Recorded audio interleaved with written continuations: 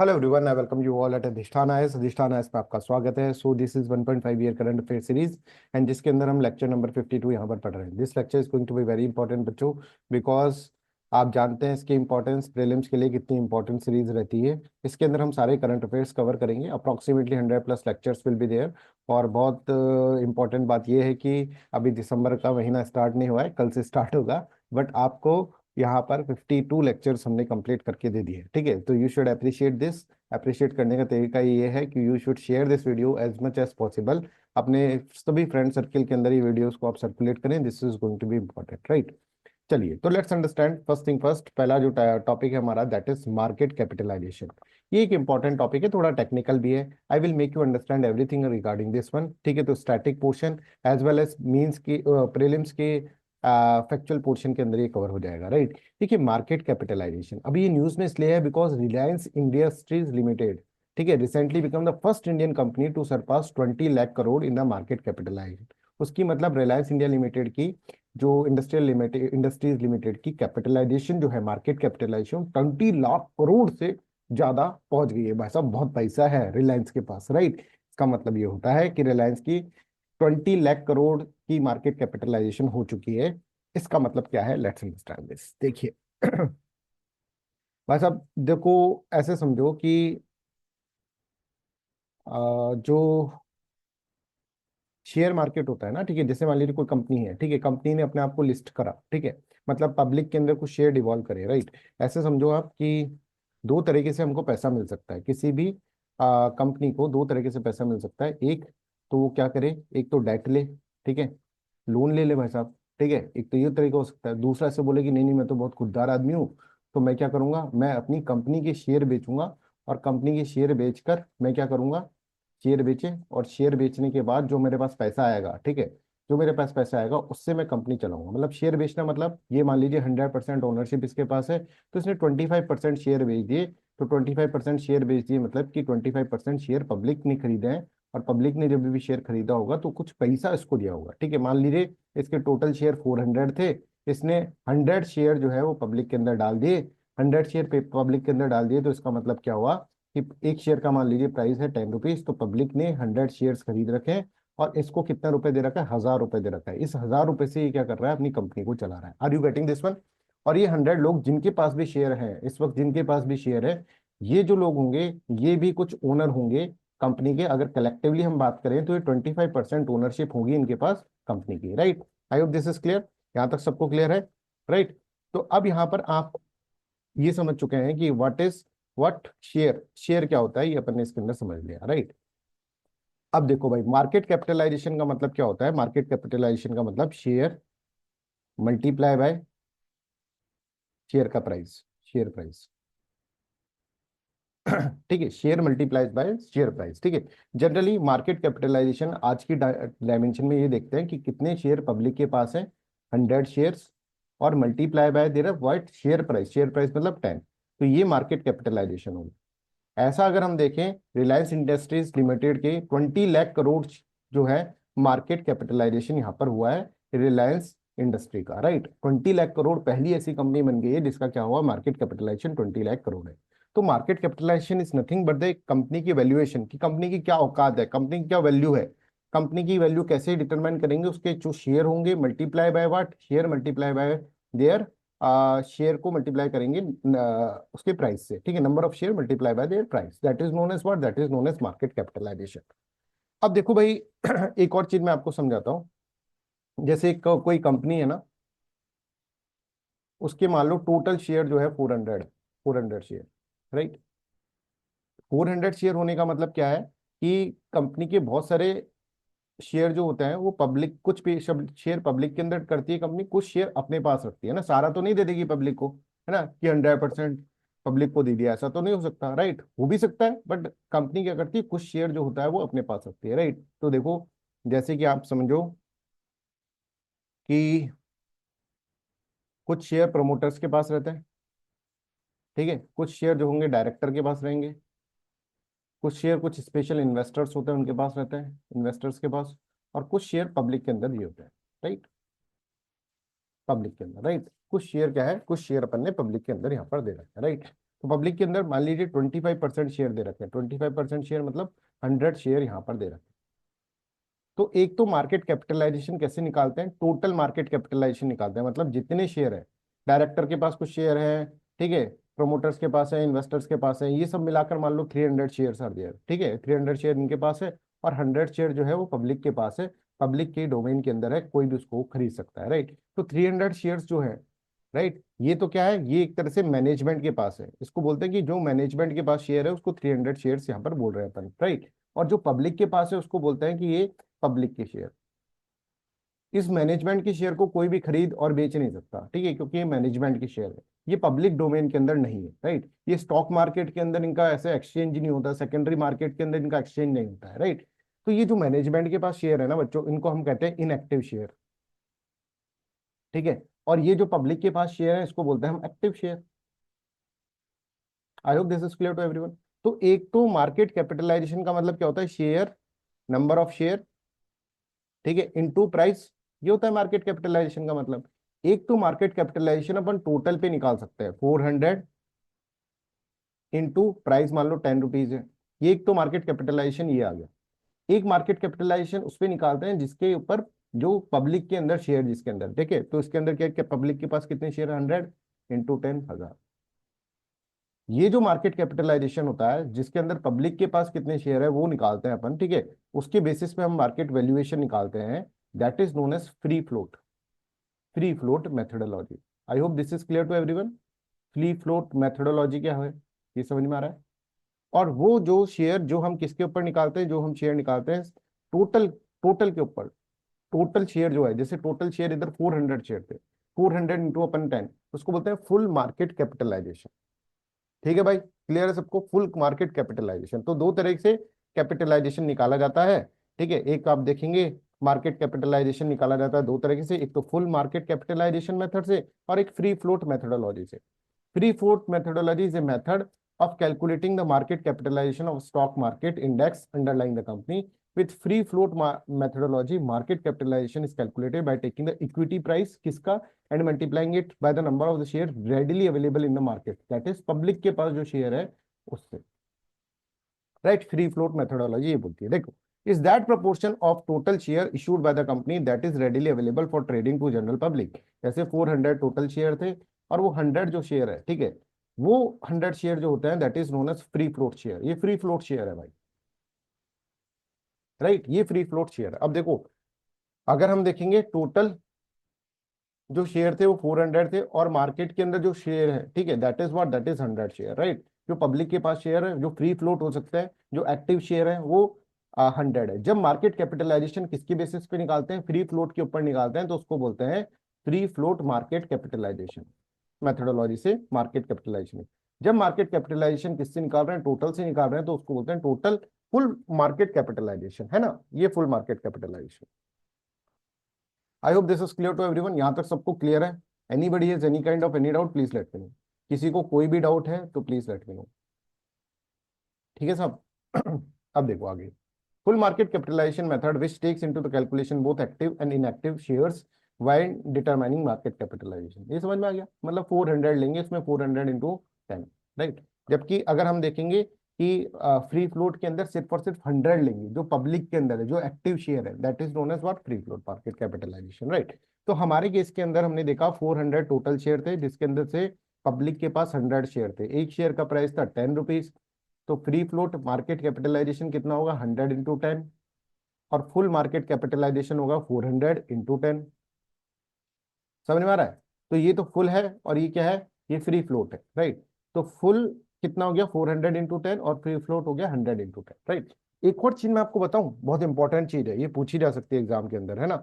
आपने कहीं से भी इकोनॉमिक्स पढ़ा हो, ऐसा आपने इकोनॉमिक्स नहीं पढ़ा होगा, ये सब चीजें पढ़ाते नहीं है, क्योंकि बड़े बड़े इंस्टीट्यूट में भी आप देखेंगे तो ये सारी चीजें अवॉइड कर देते हैं, स्किप कर देते हैं, और इसके ऊपर से कई क्वेश्चंस आ जाते हैं। एक होता है बच्चों free float, free float factor. Free float factor, factor मतलब that thing that is a index, है ना, फैक्टर हमेशा एक इंडेक्स होता है, वो ये दिखाता है, कुछ दिखाता है वो, ठीक है, कुछ भी दिखाएगा वो फैक्टर, राइट। तो यहाँ पर ये फ्री फ्लोट फैक्टर ये दिखाता है कि कितने पब्लिक के पास शेयर है, राइट। 400 में से कितने शेयर पब्लिक के पास है वो दिखाना होता है, उसको बोलते हैं फ्री फ्लोट फैक्टर। जैसे मान लीजिए यहाँ पे हमने देखा कि 400 है, राइट, और पब्लिक के पास 100 शेयर है, राइट। तो इसका मतलब क्या होगा, 100 / 400 इंटू 100, दैट इज क्या होगा, 25%। फ्री फ्लोट फैक्टर 25% है ना। फ्री फ्लोट फैक्टर को जनरली मार्केट कैपिटलाइजेशन की फॉर्म में लिखते हैं कि total market capitalization divided by free float methodology से निकाला हुआ मार्केट कैपिटलाइजेशन। एक ही बात है, 10 से 10 कट ही जाएगा, ठीक है। और यहाँ पर आप देखो, यहाँ पर आ जाएगा एक तरह से, सॉरी उसका उल्टा हो गया, 100 into 10 divided by 400 into 10, that is 25%। मतलब 25% शेयर पब्लिक के पास है। अगर हम इस ऐसे बोले ना कि भाई देखो 400 शेयर है, 400 में से 100 शेयर पब्लिक के पास है, तो पब्लिक के पास कितना शेयर हो, 25%। तो फ्री फ्लोट फैक्टर ये दिखाता है कि फ्री फ्लोट कितने शेयर है, राइट। तो यहाँ पर देखो फ्री फ्लोट मार्केट कैपिटलाइजेशन जो अपन ने कहा था कि ये था अपना 1000 रुपीज, 100 इंटू 10, और मार्केट कैपिटलाइजेशन हमने कहा था 400 इंटू 10, ठीक है, इंटू फ्री फ्लोट फैक्टर। तो फ्री फ्लोट फैक्टर यहाँ पर कितना आ जाएगा, 25%। मतलब 25% शेयर्स जो है वो फ्री फ्लोट में, राइट। जैसे कि to give an example, let's assume that a firm A has 100 share, out of this 100 70 are available to general public and 30 are own by the management, ठीक है। तो आप यहाँ पर देखेंगे फ्री फ्लोटिंग फैक्टर यहाँ पर 70% हो गया। तो जितना ज्यादा फ्री फ्लोटिंग फैक्टर होगा, जितना ज्यादा फ्री फ्लोटिंग फैक्टर होगा उतना ही ज्यादा, अगर आप देखेंगे तो उतना ज्यादा एक तरह से फ्री फ्लोटिंग फैक्टर जितना ज्यादा होगा उतना ज्यादा आप देखेंगे पब्लिक के पास शेयर्स होंगे, राइट। तो अब यहाँ पर देखो ये जैसे डिफरेंट डिफरेंट कंपनीज है, राइट। इनका अगर आप देख रहे हैं फ्री फ्लोटिंग फैक्टर, ये देखो 0.5 का मतलब क्या है कि एशियन पेंट्स जो है वो 50% जो शेयर है, राइट, 50% शेयर जो है वो क्या कर रहा है, एक तरह से 50% शेयर किस में ले रहा है, पब्लिक के अंदर उसके है, राइट। बाकी 50% मैनेजमेंट के पास। इस तरह से आप देखेंगे कोई भी नंबर आपको वन से ज्यादा नहीं दिखेगा, वन से ज्यादा नहीं दिखेगा, वन से ज्यादा हो ही नहीं सकता फ्री फ्लोट फैक्टर, ठीक है। ऐसा हो सकता है ज्यादा से ज्यादा कि सारे शेयर पब्लिक को दे दें, है ना। तो वन से ज्यादा कभी भी फ्री फ्लोट फैक्टर नहीं होता। याद रखना आप इसके अंदर, जब यहाँ पर फ्री फ्लोट फैक्टर 1 है, इसका मतलब क्या है, पब्लिक के अंदर 100% शेयर पब्लिक के पास है, ठीक है। पब्लिक के लिए डिवॉल्व कर रखे, मैनेजमेंट अपने पास शेयर नहीं रखना है, ठीक है, जैसे HDFC बैंक हो गया। आई होप दिस इज क्लियर। कभी भी वन से ज्यादा आपको नहीं दिखेगा, आप देख लो कहीं पे भी फ्री फ्लोट फैक्टर वन से ज्यादा नहीं दिखेगा। दिमाग लगाओगे तो समझ में भी आ जाएगा कि भाई फ्री फ्लोट फैक्टर मतलब कितना पब्लिक के पास है, ज्यादा से ज्यादा क्या हो सकता है, सारा पब्लिक के पास है, तो वन आ जाएगा, ठीक है। तो देखो एक चीज और बताऊं मैं आपको कि पहले सेंसेक्स जो था, ठीक है, सेंसेक्स फुल मार्केट कैपिटलाइजेशन पे मार्केट कैपिटलाइजेशन करता था, वो फुल मार्केट कैपिटलाइजेशन पे करता था। But when it was launched, but shifted to a free float market capitalization methodology from 1 सितंबर 2020 2003। 1 सितंबर 2003 से फ्री फ्लोट मार्केट कैपिटलाइजेशन के ऊपर शिफ्ट हो गया था, right. I hope this is clear. Anybody has any doubt तो वापस देखो, ठीक है, डाउट है तो वापस देखो, बहुत इजी सा लैंग्वेज में समझाया है। पर बच्चों ये है कि इकोनॉमिक्स का जैसे कोर्स होता है उसमें पूरा का पूरा आपको पहले ही बताया होता है कि BSc क्या होता है, right.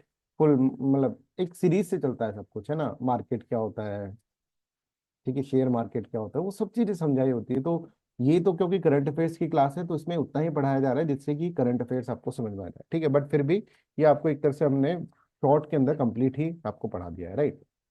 Next is Kartarpur Sahib corridor. Kartarpur Sahib corridor क्या है, ये अपन इसके अंदर समझते हैं। देखिए इंडिया और पाकिस्तान अभी वापस एग्रीड हो गए हैं कि हम वैलिडिटी ऑफ एग्रीमेंट जो है श्री करतारपुर साहिब कॉरिडोर का, हम नेक्स्ट 5 ईयर पीरियड के लिए हम क्या करेंगे, इसको एक्सटेंड कर देंगे। तो क्या है ये Kartarpur Sahib corridor, let's understand this, ठीक है।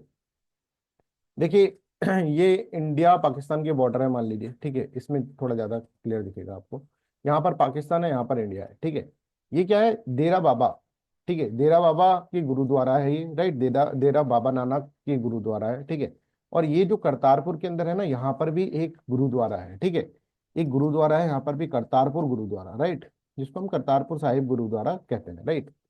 अब भारत के अंदर सिख कम्युनिटी जो है, ठीक है, वो डेरा बाबा नानक जो है, बाबा नानक है ना, गुरु नानक जो है उनको बहुत मानती है। और करतारपुर साहिब जो है ये गुरुद्वारा के अंदर भी जाने की मतलब के अंदर विजिट, मतलब ये अच्छे इनके पिलग्रिम साइट्स है। और यहाँ के लोग जो है पाकिस्तान के लोग वो भी डेरा बाबा नानक गुरुद्वारा में आते रहते हैं, राइट। इस तरह से इनको आने के लिए, तो ये भारत और पाकिस्तान ने कहा कि भाई साहब हम इसके अंदर एक कॉरिडोर ही बना देते हैं ना साहब, इन दोनों को कनेक्ट करते हुए, इन दोनों पिलग्रिम साइट्स को कनेक्ट करते हुए हम क्या करते हैं, एक कॉरिडोर यहाँ पर बना देते हैं। Right, I hope this is clear to everyone. तो ये कॉरिडोर बनाया गया था। राइट, इस कॉरिडोर को बनाने के अंदर देखो, सोच के देखो, भारत पाकिस्तान के बीच में एक कॉरिडोर है, ठीक है, 2019 के अंदर ये कॉरिडोर बनाया गया था गुरु नानक जयंती के पे, ठीक है, 2019 के अंदर, 12 नवंबर 2019 ये कॉरिडोर बनाया गया था। अब इस कॉरिडोर को अगर आप देखेंगे तो 4 किलोमीटर ये जो है कॉरिडोर वो पाकिस्तान के अंदर है, और 2 किलोमीटर जो कॉरिडोर है दैट इज इन इंडिया। और यहाँ पर क्या है, यहाँ पर, यहाँ इस कॉरिडोर के अंदर जाने के लिए आपको कोई वीजा की रिक्वायरमेंट नहीं होती, वीजा फ्री ट्रैवल है।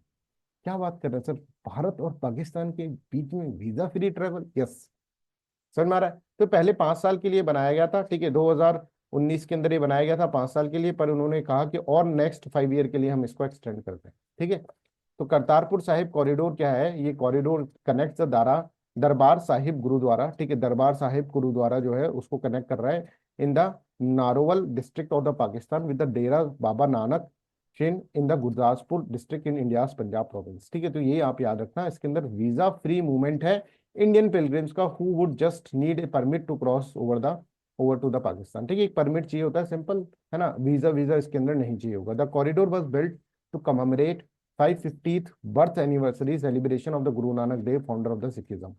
12 नवंबर 2019 को ये था। इनिशियल वैलिडिटी जो थी वो 5 ईयर की थी, अब और 5 साल के लिए बढ़ा दी गई है। India and Pakistan have signed an agreement to operationalize the Kartarpur corridor. ठीक है, आइदर पार्टी, अब इसके अंदर ये लिख रखा है भाई किसी की भी मर्जी होगी ना, जैसे इंडिया की मर्जी हुई, इंडिया को एक दिन बुरा लगा कि नहीं नहीं साहब ये तो गलत हो रहा है, ठीक है, तो वो बंद कर सकता है, पाकिस्तान भी बंद कर सकता है अपनी मर्जी के हिसाब से, कोई भी टर्मिनेट कर सकता है इस एग्रीमेंट को, मतलब कोई भी इस कॉरिडोर को बंद कर सकता है। राइट, इसमें दोनों की म्यूचुअल कंसेंट की रिक्वायरमेंट नहीं होगी। राइट, बस 1 महीने का नोटिस पीरियड देना होगा, उसके बाद कोई भी इस कॉरिडोर को बंद कर सकता है। Either party can terminate the agreement at any time, किसी भी टाइम पर, by giving notice of 1 month to the other party of its intention to terminate this agreement. ठीक है, अब पाकिस्तान इसके अंदर क्या करा, पाकिस्तान ने कहा कि साहब देखो हम कुछ ऐसा नहीं है कि हम कंस्ट्रक्शन वंस्ट्रक्शन कर देंगे, इतने तो हमारी औकात ही नहीं है कि हम कंस्ट्रक्शन वंस्ट्रक्शन करें, वो सब काम आप ही करना, इंडियन साइड ही करना। हम ज्यादा से ज्यादा लंगर प्रोवाइड कर सकते हैं और प्रसाद बांट सकते हैं यहाँ पर, बाकी इंफ्रास्ट्रक्चर, हाईवे, पैसेंजर टर्मिनल, वो सब चीजें आप ही बनाओ, इंडिया ने ही वो सब चीजें बनाई। Right, I hope this is clear to everyone. यहाँ तक सबको समझ में आया, करतारपुर कॉरिडोर क्या है ये समझ में आ गया। इंडिया और पाकिस्तान के बीच में एक वीजा फ्री ट्रैवल है, ठीक है, जिसके अंदर हम देखेंगे डेरा नानक नानक साहब जो है स्टिन, ठीक है, और वहां पर अगर हम देखेंगे तो वहां पे पाकिस्तान के अंदर जो करतारपुर कॉरिडोर के अंदर दरबार साहिब गुरुद्वारा उसको कनेक्ट करा हुआ है। ठीक है, दरबार साहिब गुरुद्वारा और डेरा बाबा नानक श्रीन जो है उसको कनेक्ट करता हुआ एक वीजा फ्री ट्रैवल यहाँ पर है। ठीक है, सिर्फ एक आपको परमिट चाहिए होगा, फिर आप जाओ वहां पर आराम से, और आराम से वहां पर गुरुद्वारा के अंदर दर्शन करें। राइट, चलिए नेक्स्ट स्टार्ट करने से पहले मैं आपको बताना चाहता हूँ बच्चों, देखो this is very very important. Prelims के लिए हम आपके लिए बहुत मेहनत कर रहे हैं, करंट अफेयर्स पे बहुत मेहनत कर रहे हैं, ठीक है, but current affairs will become defunct, है ना, वो एक तरह से क्या हो जाएंगे, वो एक तरफ से आपका पूरा का पूरा हमारी मेहनत खराब हो जाएगी अगर आप स्टैटिक पोर्शन के ऊपर ध्यान नहीं दोगे। स्टैटिक पोर्शन के लिए हमारे पास मॉड्यूलर कोर्स है। आप कोई भी सब्जेक्ट देखो, आपको ऐसा है कि आप लोग काफी चीजें पढ़ लिए होंगे, पर कुछ सब्जेक्ट ऐसे होते हैं जैसे इकोनॉमिक्स हो गया, है कि कुछ जैसे एनवायरनमेंट हो गया, राइट, जैसे कई बच्चे पॉलिटी को भी बोलते हैं कि पॉलिटी भी बड़ा खराब सब्जेक्ट है सर, पॉलिटी में भी क्वेश्चन आते तो इजी हैं पर कहीं से, तो इन सब के लिए हमारे पास, सारे सब्जेक्ट्स के लिए हमारे पास मॉड्यूलर कोर्सेज है। आप मॉड्यूलर कोर्सेज लीजिए और एंजॉय करें। ठीक है, जबरदस्ती अपना प्रीलिम्स का सिलेक्शन रुकवाने से तो अच्छा है कि आप ये बहुत ही छोटे छोटे मॉड्यूलर कोर्सेज हैं, जिसके अंदर से यहाँ पर देखो, अगर ये इसके ऊपर हमने इस तरह से फोकस करा है कि अगर मान लीजिए 15 क्वेश्चन आते हैं एनवायरनमेंट के, तो 10 क्वेश्चन हमारे इसके अंदर से आएंगे, चाहे कुछ भी हो जाए, 10 से लेकर 12 क्वेश्चन हम डायरेक्टली आप इसके अंदर से सॉल्व कर पाएंगे। ऐसा कुछ हम इसको अंदर क्रिएट करने की कोशिश कर रहे हैं, मतलब हम आपको सिंपल सिंपल गारंटी दे रहे हैं 10 से 12 क्वेश्चन हमारे इस कोर्स के अंदर से आएंगे, और 10 से 12 question is very big thing in the prelims examination. समझ में आ रहा है, एक एक नंबर से बच्चे रह जाते हैं, और एनवायरनमेंट के अंदर बहुत सारी चीजें पूछी जाती है, बिकॉज एनवायरनमेंट जो होता है उसका पोर्शन ज्यादा इसलिए रहता है यूपीएससी के अंदर, because IFOS examination, Indian forest services जो एग्जामिनेशन है उसके अंदर से भी उसका भी प्रीलिम्स यूपीएससी के प्रीलिम्स से ही काउंट होता है। Right, I hope this is clear to everyone. तो यहाँ पर सिर्फ 3,000 रुपये फीस है, जिसके अंदर हम कंप्लीट कवरेज ऑफ सिलेबस करेंगे, कंप्लीट डिजिटल नोट्स आपको देंगे, daily MCQ solving sheet. This is very very important to understand that MCQ ज्यादा से ज्यादा हम कराएंगे। हम फोकस ये करेंगे कि भाई आपको, क्योंकि अल्टीमेटली आपको एमसीक्यूज करनी है, दो that's why special test series will be there, daily test series will be there, all important modules, ये सब चीजें हम इसके अंदर कवर करते हैं, राइट। चलिए भाई, next is hand in hand initiative. Hand in hand initiative क्या है, ये हम इसके अंदर पढ़ते हैं। देखिए, food and agriculture organization open the 2024 hand in hand investment forum. ठीक है, hand in hand investment forum इन्होंने ओपन अप अभी कराया है। ये एफएओ के द्वारा लॉन्च करा गया था 2019 के अंदर। अब क्या है भाई साहब, ये अपन इसके अंदर देखते हैं। सबसे पहले ये देखो, हैंड इन हैंड मतलब आपके हाथ में कुछ, ठीक है, हो, that is important, hand in hand, है ना। ऐसे समझो कि अपने हाथ में कुछ हो भाई साहब, कुछ है ही नहीं हाथ में खाने के लिए, गरीबी चल रही है, ठीक है, बहुत सारी इनिक्वलिटीज क्रिएट हो रखी हैं। तो इसको हटाने के लिए hand in hand initiative start करा है फूड एंड एग्रीकल्चर ऑर्गेनाइजेशन ने, इसलिए करा है बिकॉज यहाँ पर अगर आप देखेंगे तो ज्यादा से ज्यादा क्या हो, ज्यादा से ज्यादा फूड सिक्योरिटी मेंटेन हो, इसके लिए यहाँ पर बात करी जाएगी। तो यहाँ पर देखो, आपको पता होगा ये सस्टेनेबल डेवलपमेंट गोल सबने याद कर रखे हैं, 17 के 17 याद कर लेना, ठीक है ना। इनको याद करने के तरीके देखो, पहले मैं आपको बता देता हूँ तरीके देखो। सबसे पहले क्या होगा, सबसे पहले पॉवर्टी ना हो, गरीबी ना हो, तब तो स्टार्ट करें कुछ भी, गरीबी नहीं होगी, ठीक है। दूसरे नंबर पे क्या होगा, टू, टू का मतलब एक तरह से जीरो, जेड, जेड देखो, जीरो हंगर है ना, इसमें जेड आ रहा है, Z is equals to two, equivalent है, तो ये जीरो हंगर, राइट।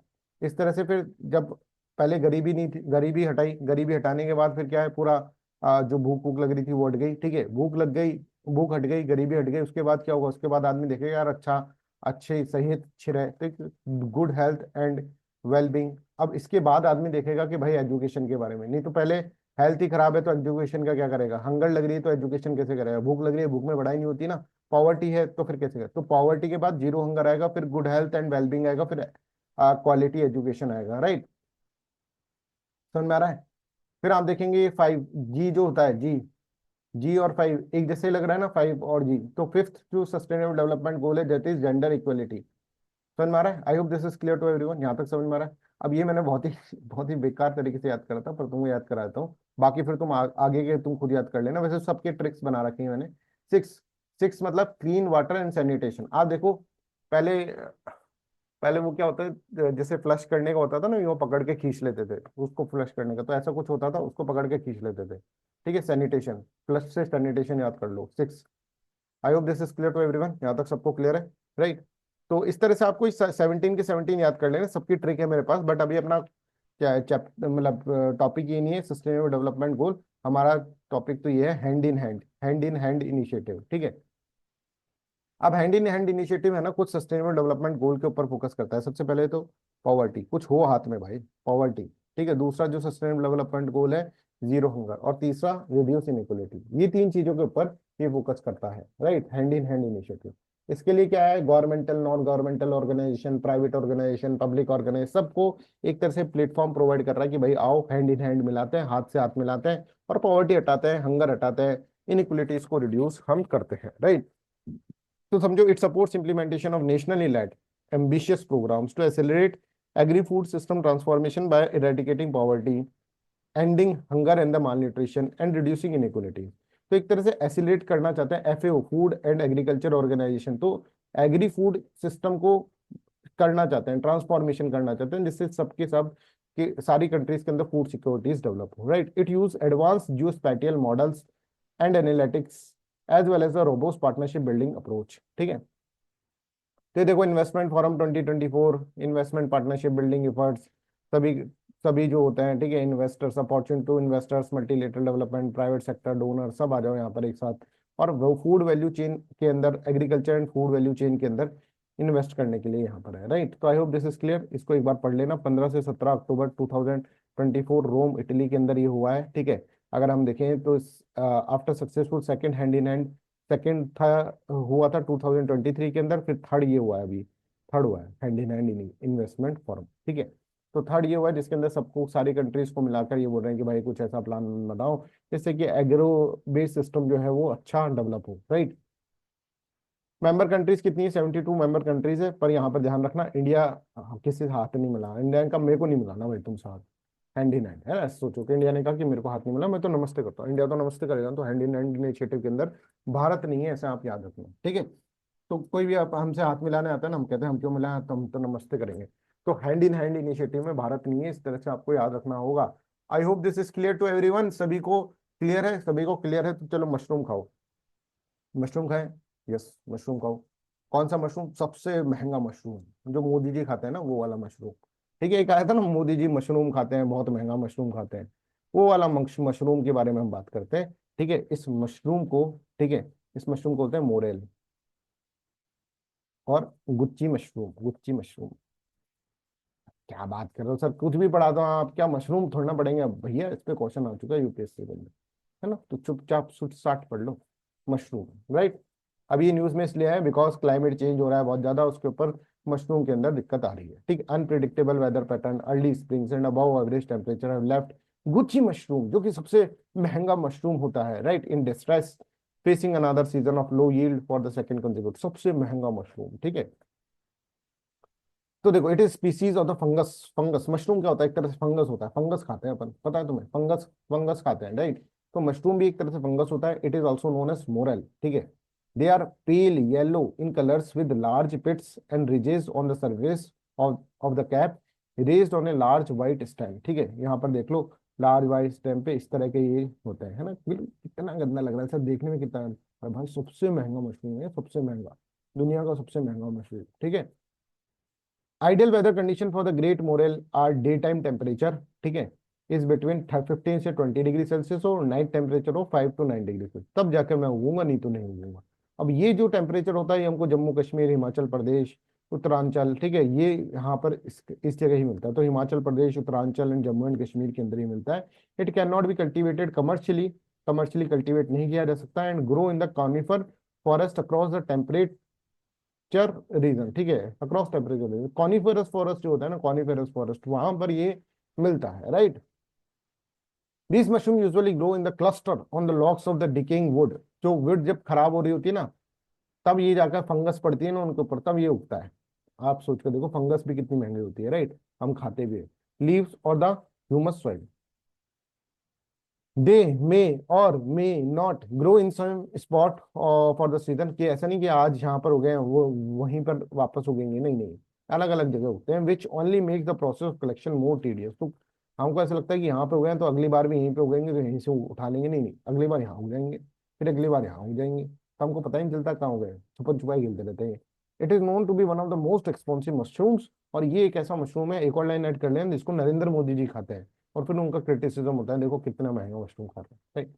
क्या होता है हेल्थ बेनिफिट, क्या होता है, they are rich in potassium, vitamin, copper, ठीक है, सब कुछ है इसके अंदर, potassium, vitamin, copper, rich in vitamin D, apart from the several B vitamin, बहुत सारे बी विटामिन होते हैं, विटामिन डी होता है, पोटेशियम होता है, कॉपर होता है, ठीक है। It is further rich in antioxidants, antioxidant भर भर के होते हैं, that prevent health issues including heart diseases and diabetes by removing reactive oxygen species that harms the body, जो रिएक्टिव ऑक्सीजन स्पीसीज होती है उनको हटाकर ये क्या होता है इस तरह से, right. I hope this is clear to everyone, यहाँ तक सबको समझ में आ रहा है, इतना ही रखें आज का क्लास, ठीक है। मेरा एक्चुअली एक क्लास भी है अभी, राइट, तो यार जो ना तो 4 बजे से क्लास है, राइट। तो that's all for today's class, thank you so much, bye bye, take care.